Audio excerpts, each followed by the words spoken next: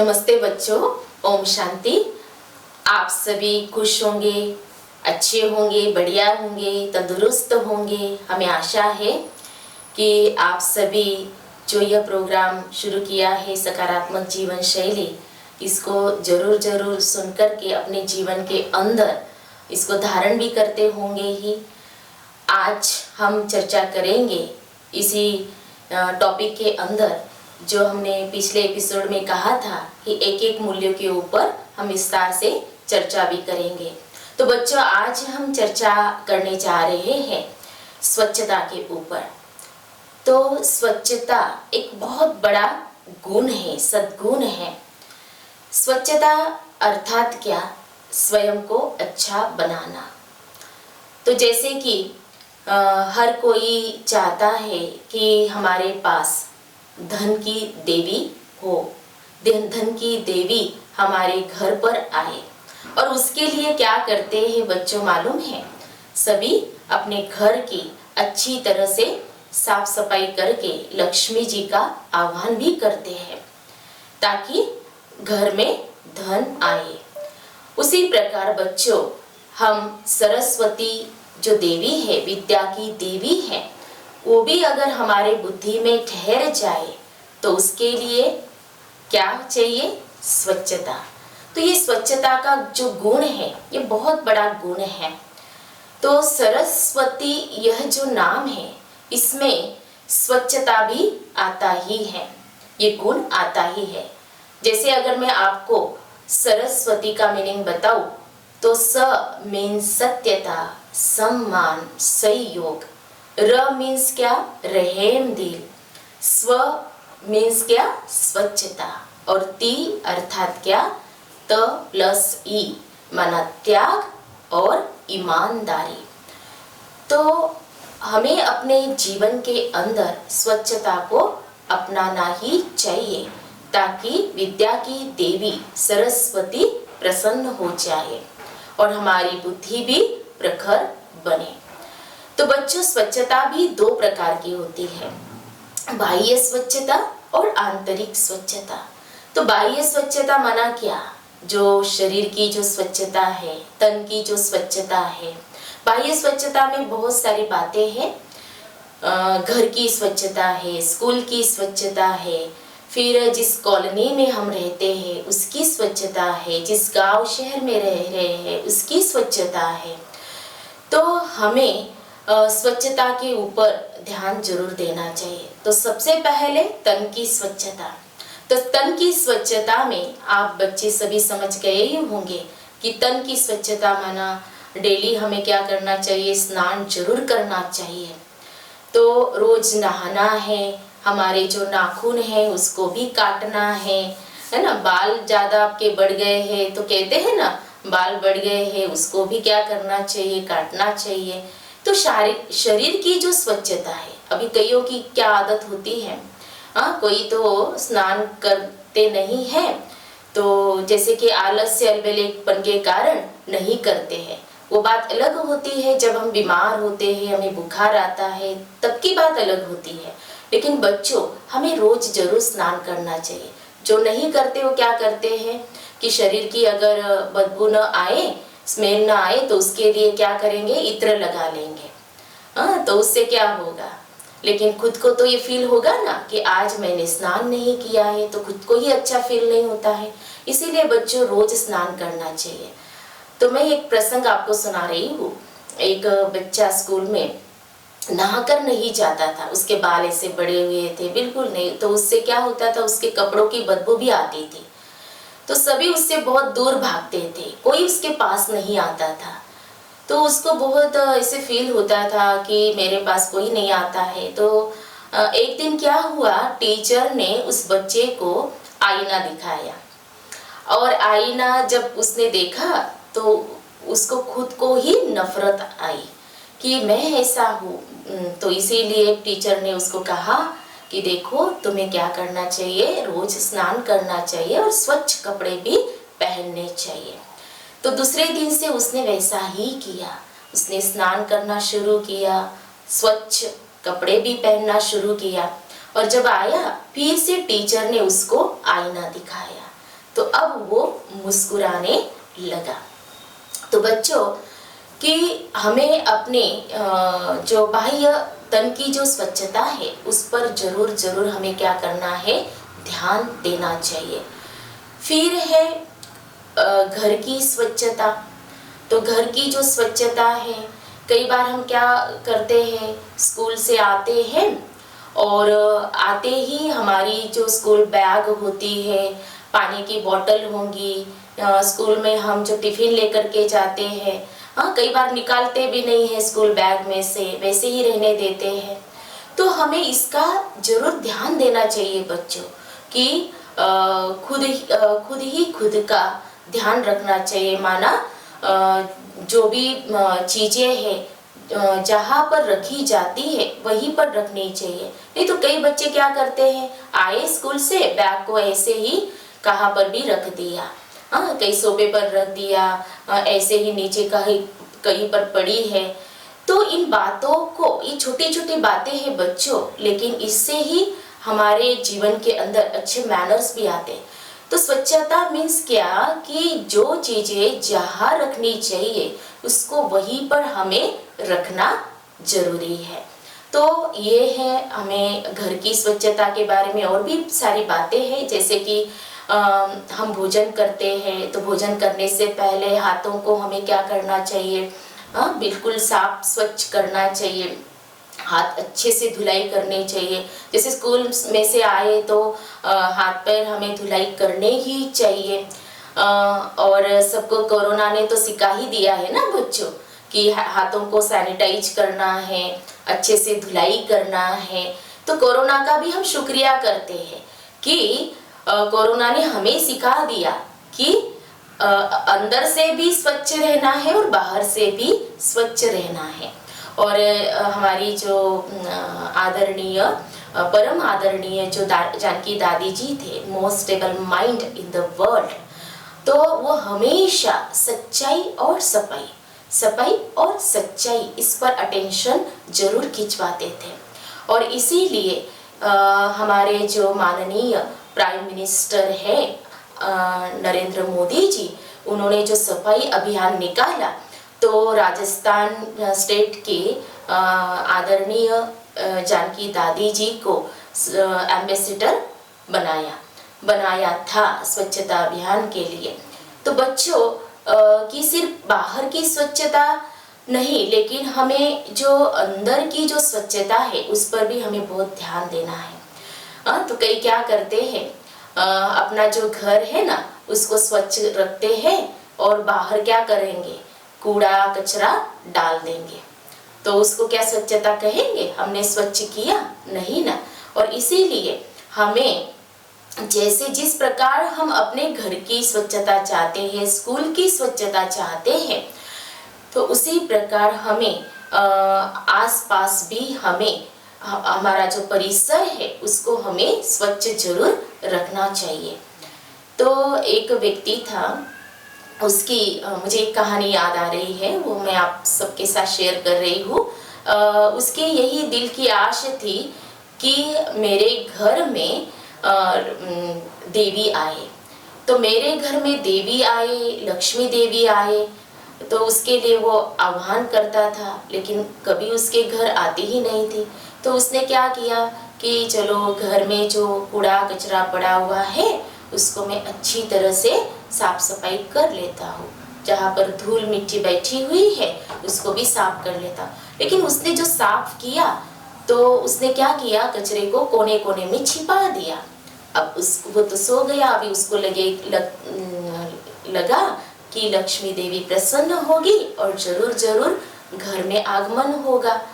लेकिन लक्ष्मी जी सपने में आई और उसके सपने में आई और कहा कि तुमने साफ सफाई तो की, लेकिन तुमने जो कचरा कोने कोने में छिपा दिया है ना, इसीलिए मैं नहीं आ सकती हूँ। फिर उसने दूसरे दिन क्या किया, दूसरे दिन वो कोने कोने में जो कचरा छिपाया हुआ था उसने क्या किया, बाहर जाकर के आंगन में उसने डाला तो डाला, लेकिन पड़ोसी के आंगन में डाल दिया। अभी उसको क्या लगा कि अभी लक्ष्मी जी जरूर आएगी, लक्ष्मी देवी जरूर आएगी। फिर वो सो जाता है और फिर से उसको सपना आता है। अभी उसने सपने में क्या देखा बच्चों, कि उसने देखा कि लक्ष्मी देवी उसके घर नहीं लेकिन पड़ोसी के घर में आई है। अब वो तो सोचने लगता है, मैंने इतनी अच्छी से साफ सफाई की और मेरे घर में क्यों नहीं आई।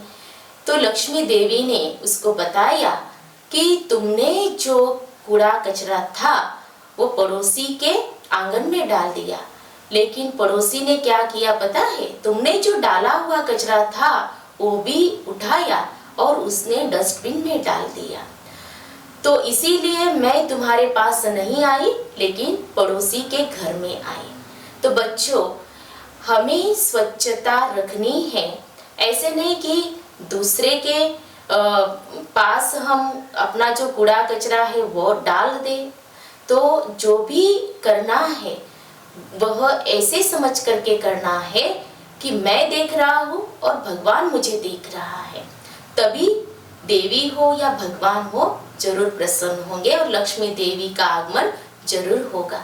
तो ये बाह्य जो स्वच्छता है उसके ऊपर तो हमें अटेंशन देना है। ठीक उसी प्रकार आप सभी समझदार बच्चे हैं, तो आप स्कूल में भी जाते हो तो स्कूल में जो टिफिन खाते हो, कुछ भी है कागज आदि जो भी पड़ा हुआ है, तो वो जहाँ पर डालना है डस्टबिन है तो उसमें ही हमें जरूर डालना चाहिए। तो इसका भी हमें जरूर अटेंशन रखना है, क्योंकि हर एक को स्वच्छता बहुत ही प्यारी लगती है।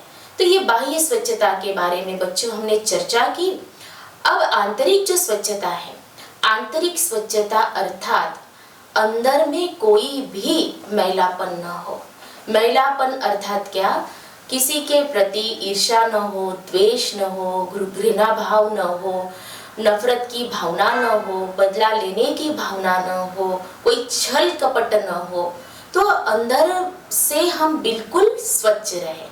कहते हैं ना, अंदर और बाहर। कई बार हम देखते हैं ये बाहर से तो ऐसे बोलता है लेकिन अंदर इसके कुछ ना कुछ छिपा हुआ है, और इसीलिए ट्रांसपेरेंसी होनी चाहिए बच्चों।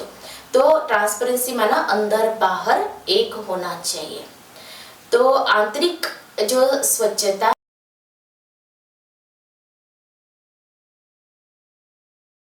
है इसके ऊपर हमें बहुत ध्यान देना है।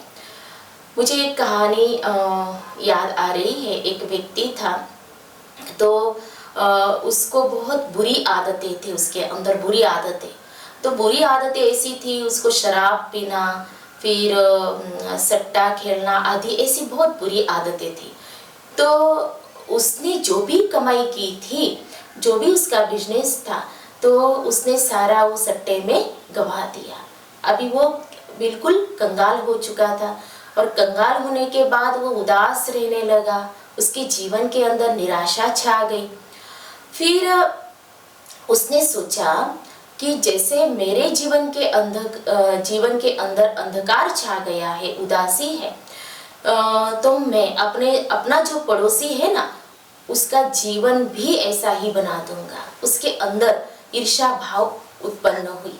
फिर क्या हुआ कि दिवाली आई थी, और दिवाली के समय तो पता है बच्चों, सभी दिया जलाते हैं, रोशनी करते हैं, घर घर में रोशनी होती है।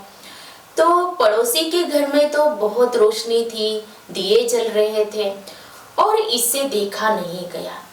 और इसने ये सोचा कि जैसे मेरे जीवन के अंदर अंधकार है, मैं अपने पड़ोसी के जीवन में भी अंधकार करा दूंगा।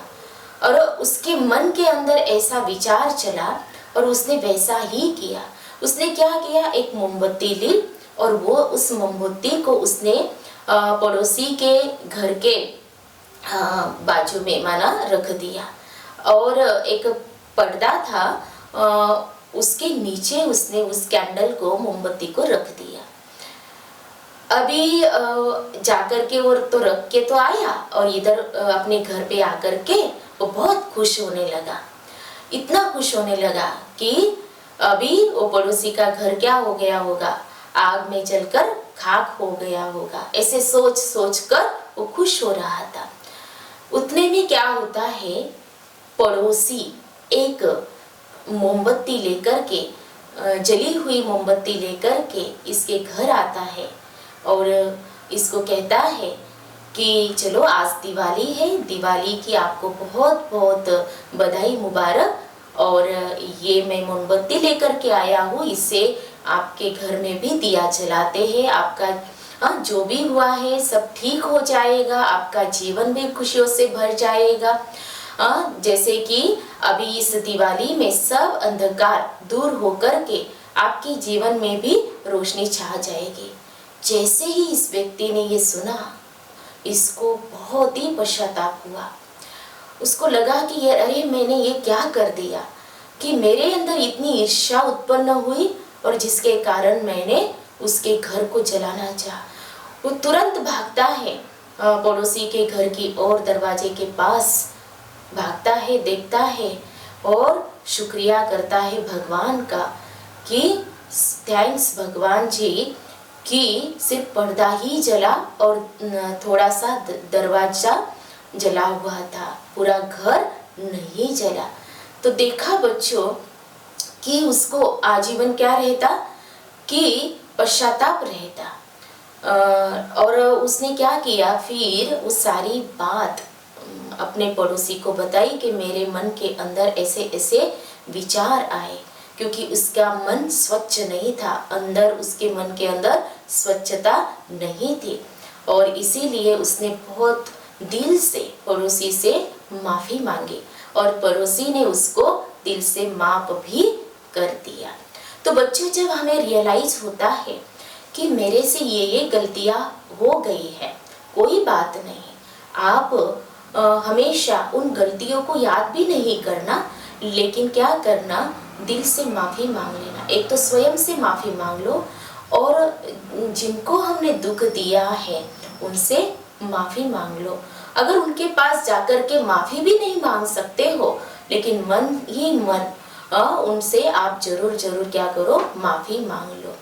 और जो भी हमारे से गलतियाँ हुई है या जो भी हमारे अंदर बुराइयाँ हैं, वो सारी भगवान को बता दीजिए।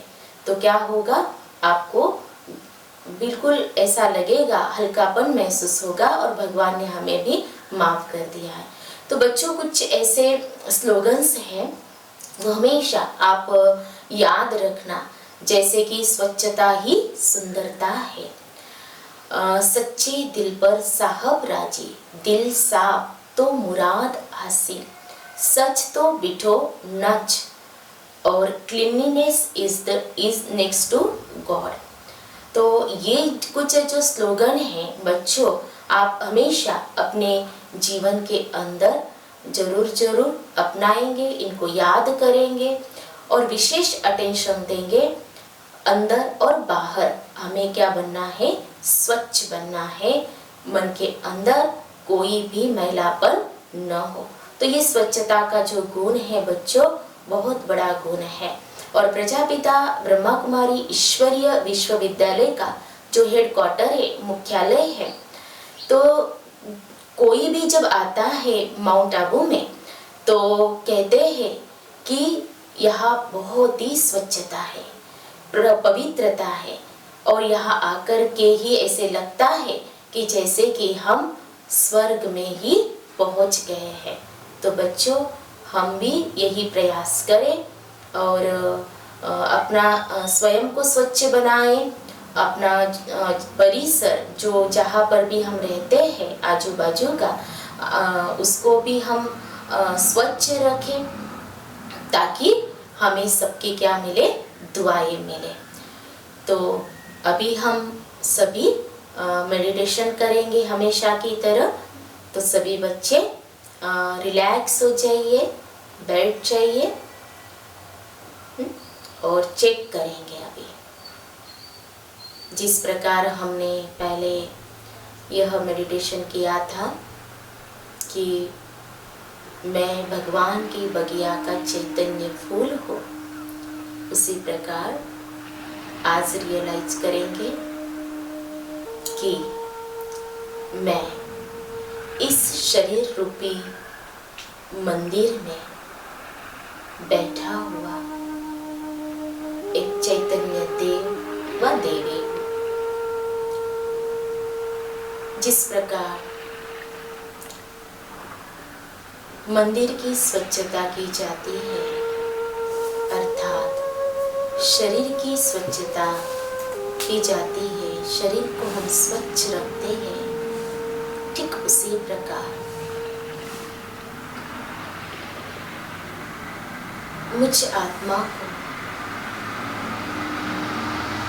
स्वयं को स्वच्छ रखना है, क्योंकि मैं चैतन्य देव व चैतन्य देवी हूँ। मेरे अंदर जो भी बुरी आदतें हैं उसको निकाल कर अंदर बाहर से स्वच्छ बन करके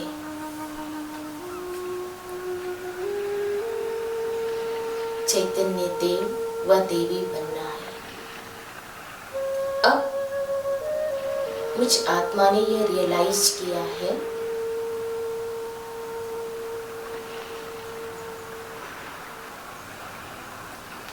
परम पिता परमात्मा जो गुणों के सागर है, शक्तियों के सागर है, दुआओं के सागर है, उनकी शक्तियों से, उनकी दुआओं से मैं अवश्य ही अपने जीवन को बेहतर बनाने के लिए स्वच्छता के गुण को जरूर जरूर अपनाऊंगा। ओम शांति। तो बच्चों, आज जो हमने चर्चा की, स्वच्छता का जो गुण है बहुत ही बड़ा सद्गुण है और इसे हम अपने जीवन के अंदर जरूर जरूर अपनाएंगे और अपने जीवन में अपनाकर प्रैक्टिकल में औरों को जरूर जरूर दिखाएंगे भी। तो आज की जो चर्चा हमने की यह आपको पसंद आई है तो जरूर जरूर आप अपने कमेंट्स दीजिएगा। अच्छा, ओम शांति।